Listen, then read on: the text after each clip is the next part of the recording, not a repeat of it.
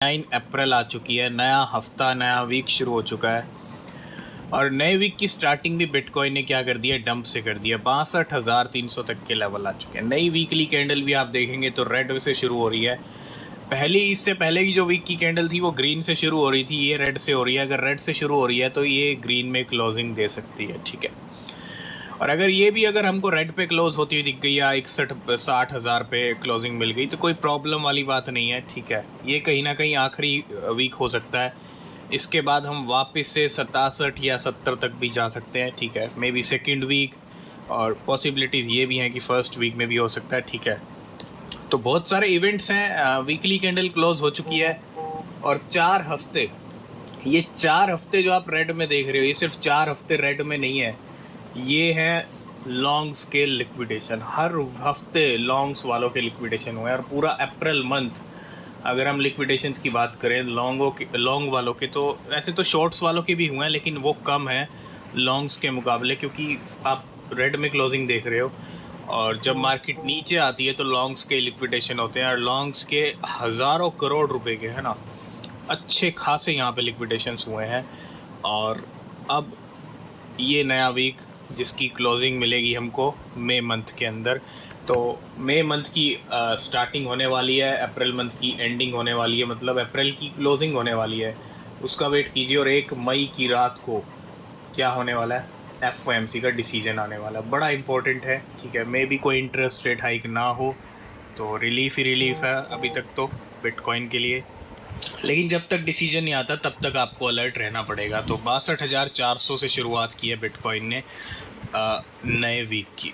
Market की शुरुआत नए वीक की रेड से हुई है और पूरा अप्रैल मंथ ही रेड में गया। अच्छी खासी मंथली कैंडल 72,000 से 62 पे आ चुकी है। तो 10 से 12-13 हज़ार डॉलर के डंप देखे हमने इस महीने, लेकिन नया वीक शुरू हो चुका है और इस नए वीक के साथ साथ आज बहुत सारे कॉइन्स आ रहे हैं, मतलब 3 कॉइन्स आ रहे हैं बाय बिट के ऊपर। और इनमें से आपने गमी का नाम सुना होगा, कल भी हमने बात की थी, वेल्स ने बहुत अच्छे प्रॉफिट बुक किए, ये भी लिस्ट हो रहा है आज बाय बिट के ऊपर। उसके बाद SVL है और स्पॉट लिस्टिंग के लिए डॉज विफ हैट भी आ रहा है, जी हाँ, 29 अप्रैल।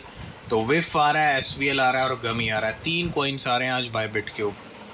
सबसे पहले बात करेंगे बाइनेंस पे नए कॉइन्स आ रहे हैं। लॉन्च पुल से अगला कॉइन रेंजो प्रोटोकॉल आ रहा है, एक BB आ रहा है, एक रेंजो आ रहा है। तो रेंजो का काउंटडाउन शुरू हो चुका है और सिर्फ बाइनेंस ही नहीं, बहुत सारे एक्सचेंजेस पे हमको देखने को मिलेगा REZ।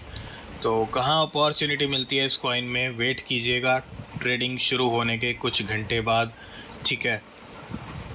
नेक्स्ट अपडेट है MNT को लेके। 8 users lock 1 million plus MNT, जिसको आप मेंटल बोल सकते हो।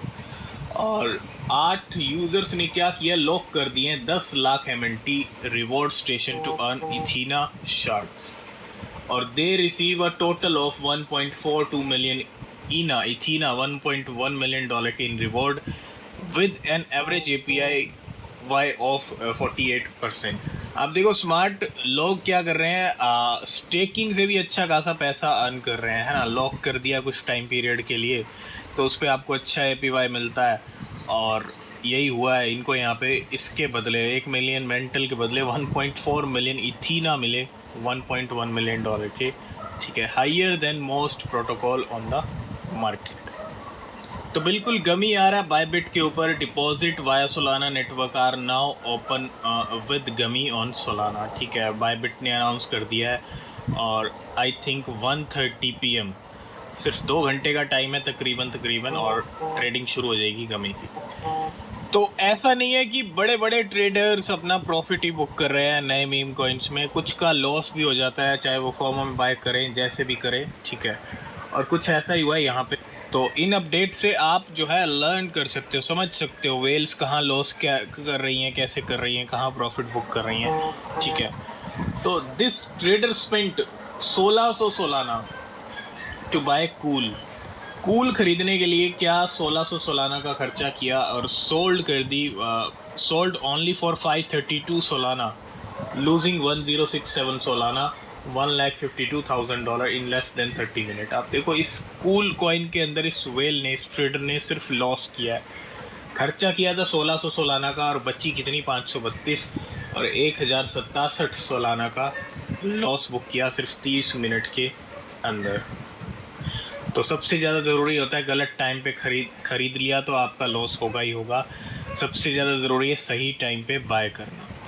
नेक्स्ट अपडेट है एलमेडा को लेकर। Alameda deposit 7.4 million 1 inch $3.1 million के टू बाइनेंस एट $0.4 और Alameda vested 14 million 1 inch from 1 inch in June 2023 और deposit them to centralize exchange via Wintermute in to unloading wave in April 2024। हम already discuss कर चुके हैं 1 inch का movement कर रहा है एलमेडा, ठीक है। अब निकल रहे हैं तो इसका मतलब एलमेडा की जहाँ तक बात आती है तो सेलिंग की बात आती है, ठीक है, लेकिन गेम उल्टे होते हैं मार्केट में। तो हो सकता है 1 इंच का प्राइस आपको बढ़ता हुआ दिख जाए, ठीक है। तो थोड़ा सा 1 इंच पे फोकस कीजिए। 7 मिलियन 1 इंच डिपॉजिट किए गए। नेक्स्ट हम बात करेंगे ऑस्ट्रेलिया से एक बहुत बड़ी न्यूज़। हमने बात की थी हांगकांग की, ऑस्ट्रेलिया की, बिटकॉइन स्पॉट ETF लेके आ रहे थे दोनों कंट्रीज़, लेकिन हांगकांग में क्या है, अप्रूवल मिल चुके हैं और कल से ट्रेडिंग भी शुरू हो जाएगी ETF की। मतलब हांगकांग में तो सब क्लियर हो चुका है, ट्रेडिंग भी शुरू हो रही है, लेकिन ऑस्ट्रेलिया थोड़ा सा यहाँ पे डिले ज़रूर किया है। अगर आप देखेंगे Australia expected to approve BTC and Ethereum ETF by 2024 end. मतलब ये भी एक स्टेज सेट हो चुका है अक्टूबर, नवंबर, दिसंबर के लिए। तो ये न्यूज़ भी कहीं ना कहीं उस टाइम पे काम करेगी जब बिटकॉइन को नई हाइट पे लेके जाना होगा। तो डेफिनेटली हर न्यूज़ कहीं ना कहीं एक फ़िक्स टाइम पे आती है जब मार्केट को चाहे बम्प करना है, बैड न्यूज़ होगी तो डंप के टाइम पे आएगी, मतलब डंप करना होगा तो बैड न्यूज़ उस टाइम पे आएगी।